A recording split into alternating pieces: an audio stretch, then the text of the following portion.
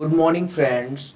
Welcome to your favourite से channel Vidya Gyan. आज हम पढ़ेंगे हिंदी व्याकरण का एक बहुत ही अच्छा चैप्टर जो परीक्षा के दृष्टि से बहुत ज़्यादा इम्पोर्टेंट है।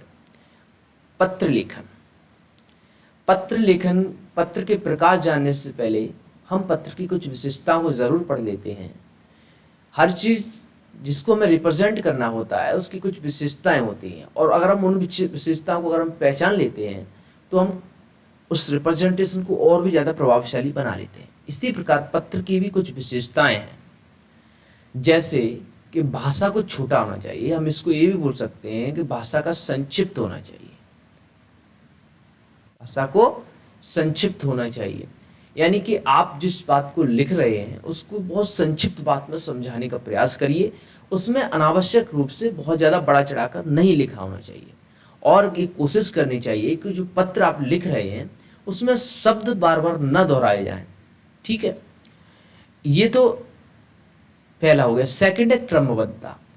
आपको सिस्टमेटिक पत्र लिखना है, एक सिस्टमेटिक।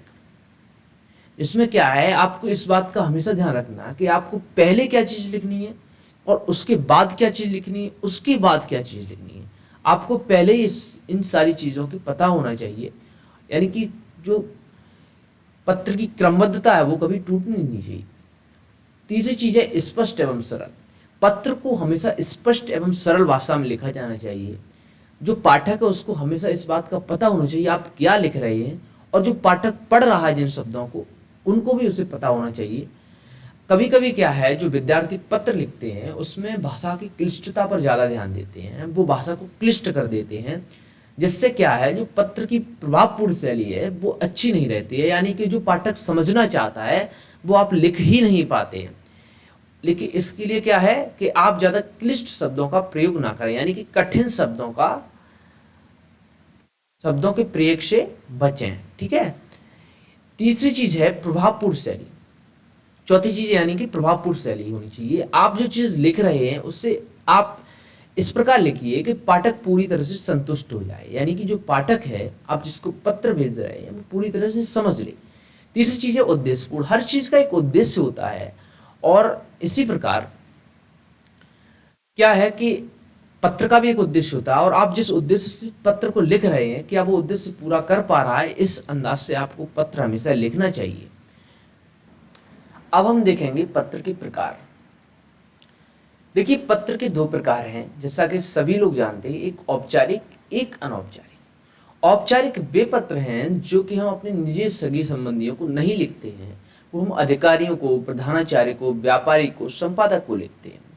इनमें कोई ऐसा वर्ड प्रयोग नहीं होता है जो कि एक व्यक्तिगत शब्द हो, जैसे हर्ष है, दुख है, ऐसी चीज़ों को हम उसमें शामिल नहीं करते।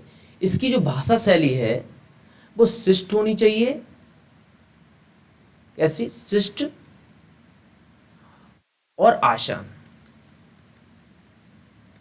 इसकी भाषा शैली शिष्ट और आसान होनी चाहिए। इसके अलावा इसके अंतर्गत जो पत्र आते हैं वो शिकायती पत्र हैं, आवेदन पत्र हैं, संपादक के लिए पत्र हैं, ये सारे पत्र इसके अंतर्गत आते हैं। वहीं जब अनौपचारिक पत्र हैं इनको हम व्यक्तिगत पत्र भी बोलते हैं, क्योंकि ये जो पत्र हैं ये हम अपने सगे संबंधियों को लिखते हैं, मित्रों को लिखते हैं। इसमें आते हैं सगे संबंधी, मित्र आते हैं, परिवार के लोग आते हैं।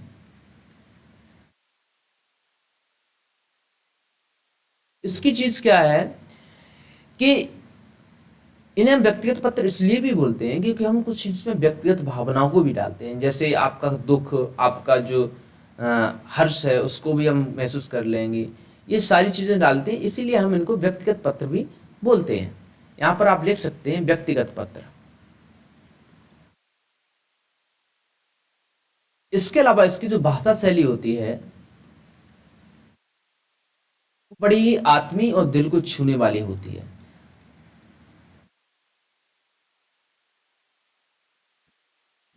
अब हम इसको विस्तार से इन दोनों पत्रों को पढ़ने का प्रयास करें। पत्र के अंदर ये महत्वपूर्ण हो जाता है कि हमें इस बात को मालूम होना चाहिए कि हम किस संबंधी के लिए कौन सा संबोधन लिखेंगे, कौन सा अभिवादन लिखेंगे, कौन सा सुनिर्देश या अभिनिवेदन लिखेंगे। जैसे कि हम जानते हैं, अगर बड़े भाई बहन या माता हैं, पिता हैं, तो उनके लिए संबोधन आप पूज्य या आदरणीय लिख सकते हैं पिता के लिए। और अगर माता जी हैं तो पूज्या या फिर आदरणीय लिख सकते हैं। और अभिवादन में चरण स्पर्श, सादर प्रणाम।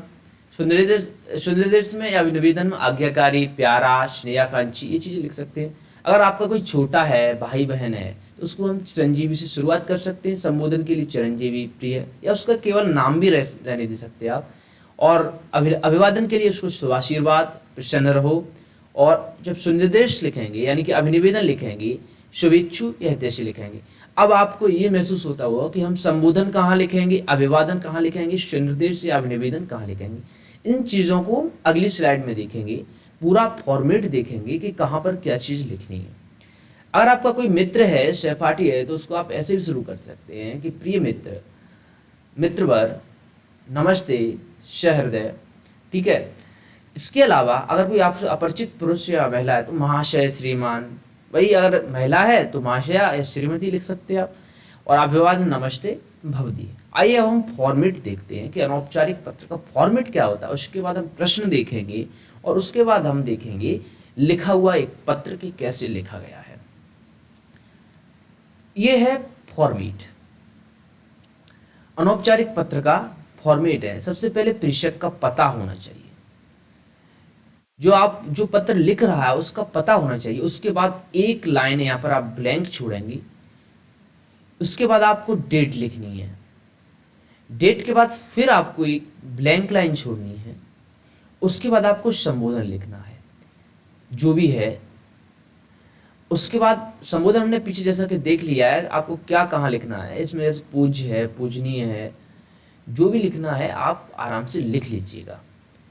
उसके बाद हमको संबोधन के बाद एक लाइन ब्लैंक छोड़नी है यहाँ पर। उसके बाद अभिवादन लिखना है।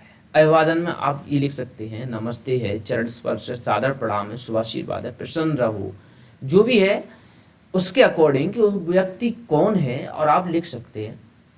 उसके बाद आपको लिखना है विषय वस्तु। विषय वस्तु में आपका सारा का सारा जो कंटेंट है वो आपको लिख देना है बढ़िया से। और वो लिखना कैसे है वो मैंने आपको शुरुआत में ही बता दिया था कि सबसे पहले आपको भाषा को छोटा लिखना है, संक्षिप्त लिखना है, उसके बाद क्रमबद्ध लिखना है, उसके बाद स्पष्ट एवं सरल लिखना है, प्रभावपूर्ण शैली में लिखना है। और आपका एक उद्देश्य होना चाहिए, यानी कि एक विषय होना चाहिए, स्पष्ट विषय होना चाहिए कि आप किस पर अपना पत्र लिख रहे हैं। और जब आप पत्र का अंत करें तो आपको इस बात का पूरा आभास हो जाए कि हाँ मैं सेटिस्फाई हूँ। अब इसके बाद लिखना आपको अभिनिवेदन। ये चीज़ दिमाग में चल रही थी कि आखिरकार अभिनिवेदन होता क्या है। अभिनिवेदन जो लास्ट में हम जो चीज़ लिखते हैं, जैसे आपका प्रिय, आपका सहृदय, भवदीय, आज्ञाकारी, स्नेहाकांक्षी। हालांकि थोड़ा राइटिंग खराब है इसमें, लेकिन आप अपनी जो नोटबुक है उसमें अच्छे से लिख लेना। तो जो चीज़ लिखते हैं इसी को अभिनिवेदन या सुनिर्देश भी बोलते हैं, सुनिर्देश। उसके बाद आपका नाम होना चाहिए, यानी कि हस्ताक्षर होना चाहिए। हस्ताक्षर कभी कोई ऐसा नहीं किया जाता परीक्षा में। आपको नाम सीधा लिखना है, जो भी आपका नाम है, ठीक है, वो सीधा लिखना है, क्योंकि इससे जो आपका कॉपी चेक करने वाले हैं उनके ऊपर इम्पैक्ट जाता है। अब हम कुछ प्रश्नों को देखेंगे जो कि अनौपचारिक प्रश्न हैं। उनमें से हम एक प्रश्न को करेंगे भी। देखिए ये रहा हमारा प्रश्न। रेड पेन लेता हूं अब। देखिए ये प्रश्न है, किस प्रकार के प्रश्न बनते हैं आपके लिए। हमने ये 3 प्रश्न ला के रखे हैं।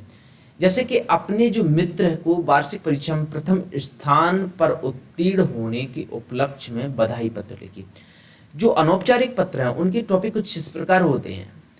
एक और प्रश्न है, अपनी छोटी बहन को समय का सदुपयोग करने के लिए सलाह देते हुए पत्र लिखिए। सदुपयोग करने की सलाह देते हुए पत्र लिखिए।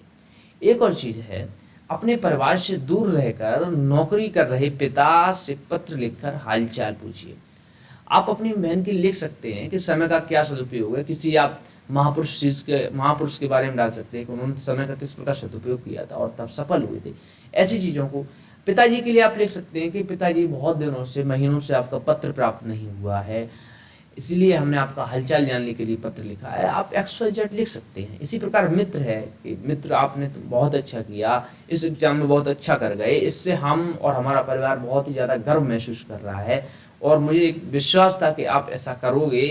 यानी कि तारीफ ही करनी है, जो एक्चुअल लाइफ में होता है। पत्र का मतलब क्या है, परीक्षा का मतलब एक्चुअल लाइफ में होता है। साले बहुत पढ़ लिए तुम, अब क्या पढ़ के करोगे, मित्र से जो बोल देते हैं वो नहीं लिखना है बिल्कुल उसमें। क्योंकि ऐसी चीज, सकारात्मक चीज लिखनी है जिससे कि परीक्षक को ऐसा ना लगे कि इसका कुछ दृष्टिकोण बदला बदला सा है। इनमें से तीन में से कोई एक पत्र देख ले रहे हैं, क्योंकि फिर तीनों देखने में टाइम ज्यादा हो जाएगा। इसलिए हम पहला वाला पत्र सबसे पहले देखने का प्रयास करेंगे। ये रहा हमारा पत्र। जैसा कि हमने पहले ही बताया था कि पहले प्रेषक का पता लिखते हैं। देखिए प्रेषक का पता लिखिए। अरे यार अलार्म बज रहा है, टाइम देखिए हो रहा है 2 बजे का। मैंने रात का अलार्म लगा रखा है और मैं तब से आपका स्लाइड वगैरह बना के रेडी हूँ, आप देख सकते हैं। चलो ठीक है, देखते हैं। ये देखिए प्रेषक का पता है। सबसे पहले प्रेषक का पता लिखा होता है, जैसा कि मैंने बता दिया। ये लिखा हुआ है 40/3 गांधीनगर झांसी। फिर उसके बाद एक देखिए यहाँ पर हमने ब्लैंक जगह छोड़ी हुई है, यानी कि एक लाइन छोड़ेंगे आप परीक्षा भवन में। आपको ये जो पता है, अगर पता दिया हुआ तो लिखेंगे, अगर नहीं लिख दिया हुआ है तो आपको परीक्षा में बैठे तो परीक्षा भवन ही लिखना है। क्योंकि कोई भी परीक्षा आपको इस चीज़ को अलाउ नहीं करती है कि आप वहाँ का पता या उसका नाम, अपना पर्सनल नाम, पर्सनल कोई चीज़ लिख के उसमें दें। तो आप परीक्षा भवन XYZ दिल्ली जो भी लिखना चाहें लिख सकते हैं, दिल्ली झांसी जो भी लिखना चाहें लिख सकते हैं। इसके बाद क्या है, आपको डेट लिखनी है, दिनांक लिख दिया, जो भी है उस दिन का दिनांक लिखिए। फिर उसके बाद संबोधन लिखिए इधर। उसके बाद शुरू हो जाइए। जैसा कि आपको मालूम है कि 24 जुलाई को समाचार पत्र में तुम्हारी सफलता का संदेश पढ़ने को मिला। ये एक चीज और ध्यान देने वाली है कि जो पत्र का दिनांक लिखेंगे एक दिन पूर्व का ही लिखना। ये भी नहीं है 4-5 दिन पूर्व का, फिर का बीच में सो गए थे अगर प्रिय मित्र तो तुरंत आप पत्र लिखेंगे अगले दिन। तो 24 जुलाई लिखना इसमें उचित है। जैसे यहाँ पे 25 जुलाई लिखा हुआ है, 25 जुलाई दिनांक लिखने का मतलब पत्र लिखने का दिनांक है, तो 24 जुलाई यहाँ पर लिखना। यह जानकर मुझे बहुत खुशी हुई कि तुमने जिला स्तर पर 12वीं कक्षा में प्रथम स्थान प्राप्त किया है। प्रिय हर्षित, आप हर्षित के लिए पत्र लिख रहे हैं, यहाँ पर ये लिखा हुआ है, हमें तुमसे यही आशा थी। तुम्हारी पढ़ाई के प्रति निष्ठा और लगन को देखकर मुझे पूर्ण विश्वास हो गया था कि 12वीं कक्षा की परीक्षा में तुम अपने विद्यालय तथा परिवार का नाम अवश्य रोशन करोगे। ऐसी चीज़ें लिखनी है आपको। अब आप अनावश्यक विस्तार नहीं करेंगे कि प्रिय मित्र आपने फिजिक्स की कोई स्पेशल किताब लिख सकते, HC वर्मा पढ़ी थी, या आप कह सकते हैं कि केमिस्ट्री की MP साहनी पढ़ी थी, तभी मुझको महसूस हो गया था कि तुम बहुत अच्छा करोगे। आपको इस प्रकार नहीं लिखना है, थोड़ी बहुत चीज़ें लिखनी है और अनावश्यक विस्तार नहीं देना है। आपको ये भी नहीं लिखना है कि प्रिय मित्र आप 12 बजे तक अपनी आंखें फोड़ते रहते थे, इसलिए मुझे विश्वास हो गया था कि आपकी आंखें फूटने का रिजल्ट एक दिन आएगा और वो बहुत ज़्यादा फलदायक होगा। ऐसी चीज़ें नहीं लिखनी है। थोड़ा सकारात्मक लिखना है, संक्षिप्त लिखना है, अच्छा लिखना है, ठीक है। परमात्मा को कोटि कोटि धन्यवाद कि उसने तुम्हारे परिश्रम का उचित फल दिया। क्या बात है, कितनी सुंदर भाषा। ऐसी भाषा में तो रामचरितमानस भी नहीं लिखी गई है, जैसी भाषा में कि हमें पत्र लिखने पड़ते हैं। हालांकि ऐसा एक्चुअल लाइफ में होता नहीं है। श्रद्धा दिखाई गई है इसमें। चलो नेक्स्ट पेज देखते हैं। इसमें बना नहीं था, आपको जो शब्द दिए हुए हैं, अगर आपको दिया हुआ है ये 100 से 120 वर्ड्स में लिखना, तो कोशिश करना कि 100 से 120 वर्ड में ही समाप्त हो जाए। आप कर 130 चला जा सकता है, लेकिन 140 कभी नहीं जाना चाहिए, क्योंकि इसका इंप्रेशन कभी पॉजिटिव नहीं रहता है। मेरे दोस्त, अपनी अपनी इस शानदार सफलता पर मेरी हार्दिक बधाई स्वीकार करो। मेरे प्रिय मित्र, अपनी इस शानदार सफलता पर मेरी हार्दिक बधाई स्वीकार करिए। मैं उस परम पिता परमेश्वर से प्रार्थना करता हूँ कि सफलता इसी प्रकार तुम्हारी चरण चूमती रहे। वाह वाह, क्या बात है। तथा तुम जीवन में उन्नति के पथ पर अग्रसर रहो। वाह, मुझे पूरी आशा है कि इसके पश्चात होने वाली कॉलेज की आगामी परीक्षाओं में भी तुम इसी प्रकार उच्च सफलता प्राप्त करोगे तथा जिनका परिणाम इससे भी शानदार रहेगा। मेरी शुभकामनाएं सदैव तुम्हारे साथ है। मेरी शुभकामनाएं सदैव तुम्हारे साथ। शुभकामनाओं सहित तुम्हारा अभिन्न हृदय अजीत कुमार। आप इन चीज़ों को देखना, कहाँ पर प्रेषक का पता है, कहाँ पर क्या है, कहाँ पर तिथि है, कहाँ पर संबोधन है, कहाँ पर विषय, इन चीज़ों को देख लेना इस पत्र के अंदर। और ये पत्र मात्र एक नमूना है। आपको क्या टॉपिक मिलेगा इस बात का कोई अंदाजा मुझे भी नहीं है और आप भी नहीं लगा सकते। मात्र आप प्रैक्टिस कर सकते हैं, प्रैक्टिस बुक से ही करना। आपको सिर्फ बता दिया कि क्या चीज़ कहाँ पर लिखनी है। लेटेस्ट सीबीएसई और आईसीएससी वगैरह, आरबीएससी वगैरह जो ये बोर्ड हैं, उनका जो फॉर्मेट है वो यही है। अब इसी प्रकार औपचारिक पत्र के अंदर हम देखेंगे, जिस प्रकार अनौपचारिक पत्र के अंदर हमने देखा था कि पत्र पाने वाला यानी कि संबंध, और यहाँ पर क्या है, संबोधन है। आपको संबोधन क्या लिखना है, और इसमें अभिवादन नहीं होता। सबसे बड़ी चीज़ क्या है, इसमें अभिवादन नहीं होता, नमस्कार, चरण स्पर्श वगैरह वगैरह नहीं होता, क्योंकि ये औपचारिक पत्र है। ये अधिकारियों को लिखा जाता है, व्यापारियों को लिखा जाता है, संपादकों को लिखा जाता है। तो इसमें ऐसी जो व्यक्तिगत चीज़ें हैं वो इनको यहाँ पर हम मेंशन नहीं कर सकते हैं। अब इसी प्रकार इसमें पत्र पाने वाला अधिकारी हो सकता है, व्यापारी हो सकता है, संपादक हो सकता है, कोई भी हो सकता है। इसके अंदर जो संबोधन है वो कुछ इस प्रकार होते हैं, जैसे महोदय लिखेंगे आप, मान्यवर लिखेंगे, श्रीमान लिखेंगे, महोदय अगर महिला तो महोदय लिख देना, और मैक्सिमम क्या है, महोदय चलता है। और इसका जो अभिनिवेदन है उसमें बस भवदीय है, विनीत है, आपका है, सबसे ज़्यादा आपका लिखा जाता है। अगर प्रिंसिपल है तो उसमें आप आज्ञाकारी भी लिख सकते हैं, लेकिन ये ऐसा नहीं करना कि आप संपादक के लिए भी आज्ञाकारी लिख सकते हैं। और उससे भी बेहतर है अगर आप उसको आपका अपना लिखें, जिससे योर ओन लिखा जाता है इसमें, इंग्लिश में योर ओन, आपका अपना। ठीक है, इन चीज़ों को मेंशन करेंगे। अब इसका हम फॉर्मेट देख ले रहे हैं।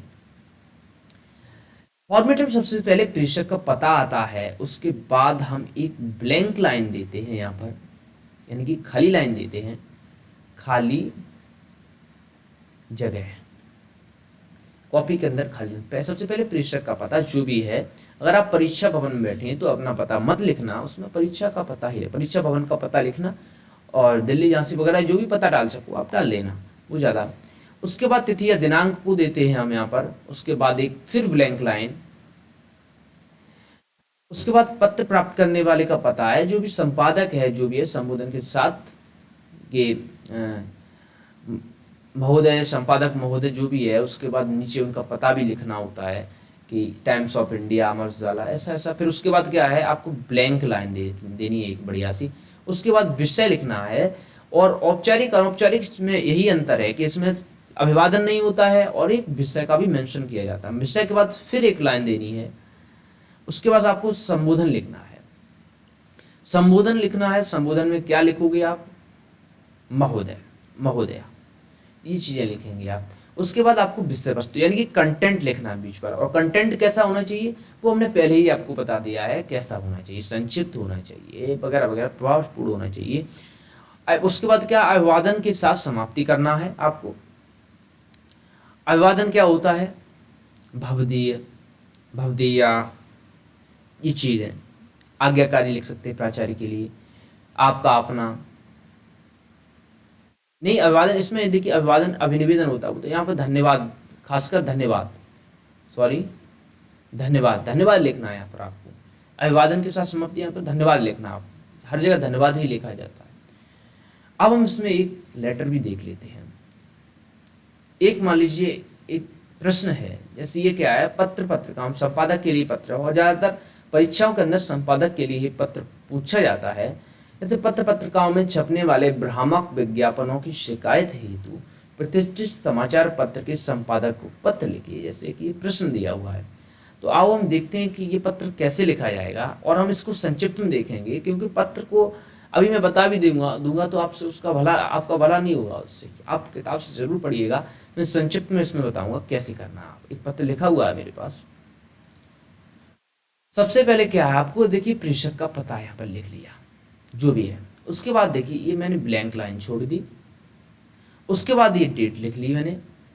उसके बाद ब्लैंक लाइन छोड़ दी, जैसे कहा है 603 अरुणा नगर दिल्ली, नई दिल्ली। उसके बाद सेवा में संपादक महोदय, टाइम्स ऑफ भारत, मतलब टाइम नव Bharat times, times of India जो भी लिख सकते हो आप, दिल्ली, हेडक्वार्टर है वो दिल्ली। इसमें क्या है, फिर आप विषय विषय देखिए एकदम स्पष्ट और संक्षिप्त होना चाहिए। विषय बहुत ज़्यादा लंबा नहीं लिखा जा सकता, और कोशिश करोगे एक छोटी सी लाइन लिख, समाचार पत्र एवं पत्रिकाओं में छपने वाले विज्ञापन हेतु। अब इसका कंटेंट आगे आपको लिखना है। उसके बाद क्या है कि महोदय लिखना है, यहाँ पर एक लाइन नहीं छोड़ी, हालांकि आपको एक लाइन छोड़नी है यहाँ पर। उसके बाद महोदय, फिर इसके बाद कोई लाइन नहीं छोड़नी चाहिए। और सबसे बड़ी चीज़ है कि ये एक लाइन में ही होना चाहिए, यहाँ पर बिल्कुल कोई डिफरेंस नहीं होती। आपको एक लाइन खींची होनी है और पत्र को एक बॉक्स में बंद करिए। सीधी लाइन आप पहले पैमाने से खींचेंगे, उसके बाद आप करना शुरू करेंगे। उसके बाद कंटेंट शुरू करना लिखना शुरू करेंगे। इस पत्र के माध्यम से मैं आपका ध्यान पत्र पत्रिकाओं में छपने वाले भ्रामक विज्ञापनों की तरफ आकर्षित करना चाहता हूँ। जो भी आप कंडीशन लिखेंगे उसमें ये जरूर डालें कि आपका ध्यान मैं इस तरफ आकर्षित करना चाहता हूँ। इसमें आगे ऐसे भी लिख सकते हैं कि आप जैसा कि जानते हैं कि कुछ पत्र ऐसे होते हैं जो कि बहुत ज़्यादा प्रेरणादायक होते हैं और उनमें बहुत सारा ज्ञान छिपा होता है, लेकिन कुछ पत्र वहीं ऐसे होते हैं जिनके अंदर कोई भी जानकारी नहीं होती है, वो ज़्यादातर भ्रम फैलाने के लिए पैदा किए हुए होते हैं। आप ऐसे ऐसे कंटेंट में डाल के कि आपके एस्टीमेट, जैसे इंग्लिश में लिखते हैं थ्रू योर एस्टीम्ड कॉलम, तो आप ऐसी चीज़ों को भी लिख सकते हैं हिंदी के अंदर। तो आप कह सकते हैं कि सर मैं आपके इस महत्वपूर्ण अखबार के माध्यम से या समाचार पत्र या पत्रिका के माध्यम से मैं सरकार के कुछ अधिकारियों का ध्यान इस तरफ आकर्षित करना चाहता हूँ, जिससे कि हमारे समाज की जो आधुनिक पीढ़ी है उसको और ज़्यादा स्पष्टवादी होने का मौका मिले। ऐसी चीज़ों को डालने के बाद धन्यवाद लिखना, उसके बाद भवदी वगैरह या आपका अपना जो भी लिखने के बाद आप अपना नाम लिख देना। इस प्रकार पत्र की समाप्ति करना। आपको ये बताओ कि जो मैंने पत्र पढ़ाया उस वो कैसा लगा, ये चीज़ बताइए। अगर आप इस बात को कहते हैं कि मैं सेटिस्फाई हूँ तो फिर ज़रूर बताइए। और इसके अलावा कुछ और व्याकरण से संबंधित जो वीडियो हैं, जैसे समास है, अलंकार है, या जो और भी जितनी भी वीडियो है व्याकरण से संबंधित, इस चैनल पर मौजूद है। आप जाइए, मेरा लोगो टैप कर कर और उन वीडियोस को ज़रूर देखिए और अपना फीडबैक ज़रूर दीजिएगा। इसी के साथ मुझसे जुड़े रहने का ज़रूर कोशिश करिए और आपके समर्थन की मुझे ज़रूरत है। Very very thank you.